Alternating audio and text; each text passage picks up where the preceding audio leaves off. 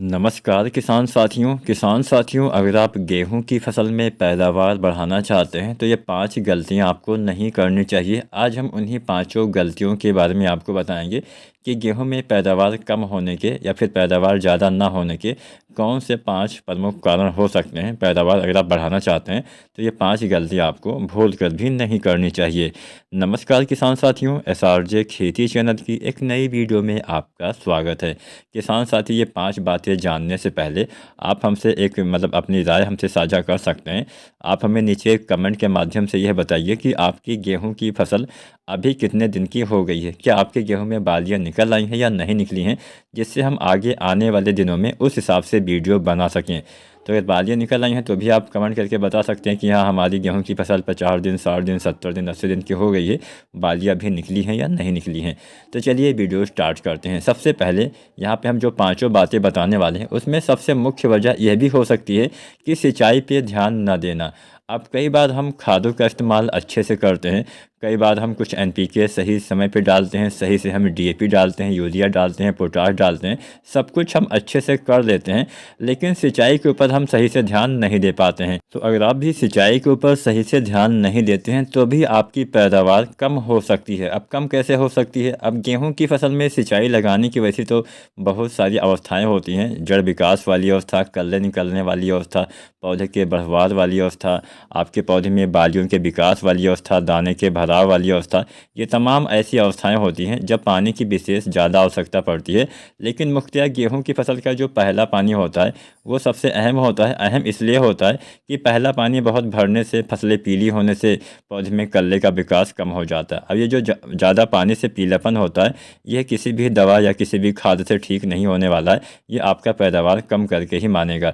इसके साथ साथ मान लीजिए कल्ले निकलते समय, पौधे की बढ़वार वाले समय, गेहूं की जिस भी अवस्था में पानी की कमी हो जाती है या फिर बहुत ज़्यादा पानी आप भर भी देते हैं, दोनों कंडीशन में गेहूं में नुकसान होता है। गेहूं की फसल में बस आपको ऐसे पानी लगाना है कि बहुत लंबे समय तक पानी भरा ना रहे, लेकिन पानी की कमी भी ना होने देनी है। इन दोनों बातों का आपको ध्यान रखना है। अब लंबे समय तक पानी उन किसान साथियों के खेत में भरा रह सकता है जिनकी चिकनी मिट्टी होती है या फिर बहुत भारी मिट्टी होती है। हमारा देश एक समान नहीं है, कहीं पे ज़्यादा हल्की मिट्टियाँ पाई जाती हैं, कहीं पे भारी, कहीं पे लाल, पीली, काली, तो अलग अलग मिट्टी होती है। लेकिन मुख्यतः जो भारी मिट्टी होती हैं, खासकर जो कुछ तराई वाले क्षेत्र होते हैं, वहाँ पे समस्या आ जाती है कि नीचे वाले क्षेत्रों में पानी जल्दी नहीं सूखता है, जिससे पानी भरा रहने से यह समस्या आ सकती है। तो ज़्यादा पानी किसी भी अवस्था में नुकसान पहुंचाता है, ये तो आपको पता होगा, क्योंकि ये गेहूं की फसल है, कोई धान की फसल नहीं है जो ज़्यादा पानी बर्दाश्त कर लेगी। तो यहाँ पे सिंचाई पे आपको ध्यान देना है, समय समय पे सिंचाई करते रहना है। अभी बहुत सारे किसान साथियों की गेहूँ की बालियाँ या तो बनने वाली होंगी या निकलने वाली होंगी या निकल रही होंगी, तो ऐसी अवस्था में भी पानी की विशेष आवश्यकता पड़ती है। तो इन अवस्थाओं में गेहूं में तीसरा पानी अगर आपने अभी तक नहीं लगाया है तो 65 से 70 दिन के आसपास, या फिर अपनी फसल में मिट्टी के हिसाब से, अगर मिट्टी में नमी है तो आप आगे भी पानी बढ़ा सकते हैं। नमी पहले ख़त्म हो जाती है तो पहले भी आप सिंचाई कर सकते हैं। तो सिंचाई पे आप ध्यान दीजिए। जब तक आपके दाने का भराव सही से ना हो पाए तब तक आपको पानी की कमी अपने खेत में नहीं होने देनी है, नहीं तो नुकसान हो सकता है। अब यहाँ पे मेरा उन किसान साथियों से बहुत निवेदन है जिन किसान साथियों का खेत एक समान नहीं है। अब ऐसा होता है कि कई कई जगह पे ऊंचा होता है, कई जगह पे नीचा होता है, तो उसमें पानी की थोड़ा और दिक्कतें हो जाती हैं। हम सिंचाई करते हैं तो ऊपरी हिस्से में पानी पहुंच ही नहीं पाता है, नीचे पानी स्वाभाविक रूप से भर ही जाएगा, ऊपर से पानी नीचे ही आने वाला है। तो इस बात का ध्यान रखिए। अगर आपने अभी तक अपने खेत को लेबल यानी बराबर नहीं करवाया है तो गेहूँ की कटाई के बाद अगले साल अगले सीजन से आप अपने खेत को लेबल अवश्य कराएं, ताकि भविष्य में ये समस्याएँ ना आए। अब बात करते हैं दूसरा, हमें क्या गलती नहीं करना चाहिए, दूसरा क्या सावधानी बरतनी होती है। तो दूसरा हम गलती करते हैं, यूरिया खाद डालते समय सही समय पे हम यूरिया नहीं डालते हैं, या फिर कुछ ऐसी समय हम यूरिया डाल देते हैं जब इसकी आवश्यकता ही नहीं होती है। अब पहले तो हम जानते हैं यूरिया हमें डालना कब होता है। गेहूं की फसल में यूरिया हमें कुल मिला के 3 भागों में बांट के डालना होता है। गेहूं की जितना भी हम यूरिया डालते हैं उसमें से 1/3 मात्रा गेहूँ की बुआई करते समय, 1/3 मात्रा पहली सिंचाई के बाद, 1/3 मात्रा दूसरे पानी के बाद हम डालते हैं।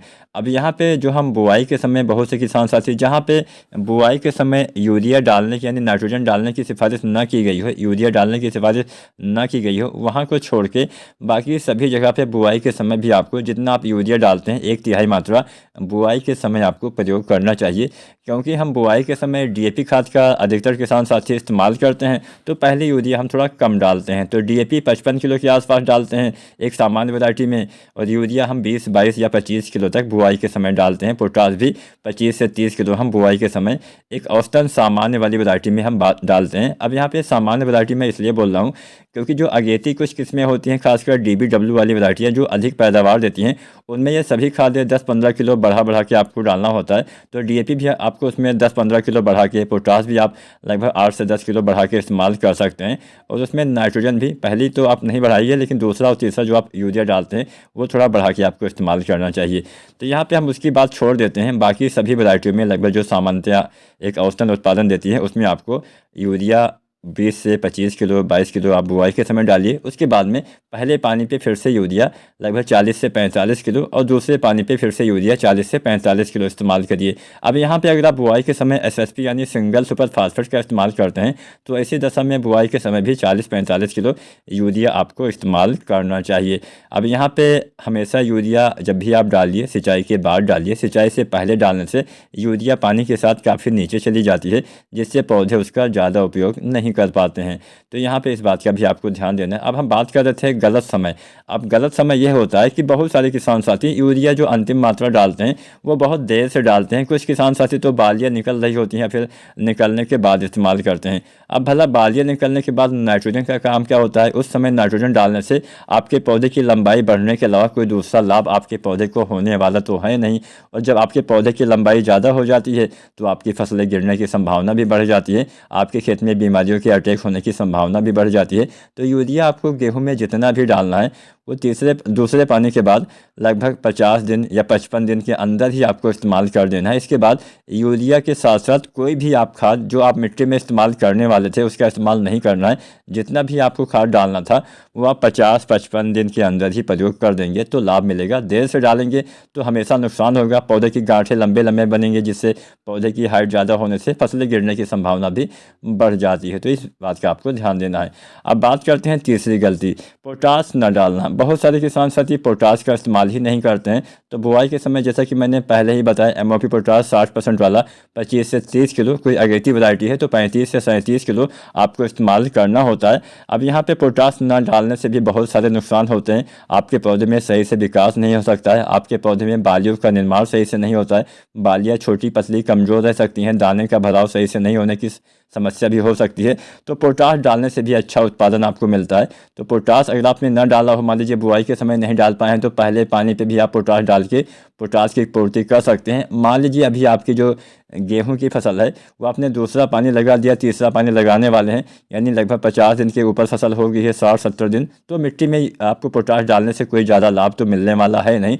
तो यहाँ पे आप जो कुछ NPK आते हैं पोटेशियम वाले, उसका आप स्प्रे कर सकते हैं। आप NPK 0050 या 13045 का इस्तेमाल कर सकते हैं, जिसमें पोटास की कुछ पूर्ति हो जाएगी। वैसे तो पोटास बुआई के समय ही आपको डाल देना चाहिए लगभग 25 से 30 किलो, जिससे आपको अच्छा फ़ायदा मिलेगा। जो MOP पोटास 60% वाला आता है, ना डाल पाए हों तो कुछ पूर्ति आप NPK 0050 या 13045 डाल के आप अगर आपने ना डाला हो तो बालियाँ निकलने से पहले भी आप 1 किलो डाल दीजिए, और बालियाँ निकलने के बाद भी आप 1 किलो NPK 0050 का इस्तेमाल कर देंगे तो थोड़ा बहुत आपको फ़ायदा मिल सकता है।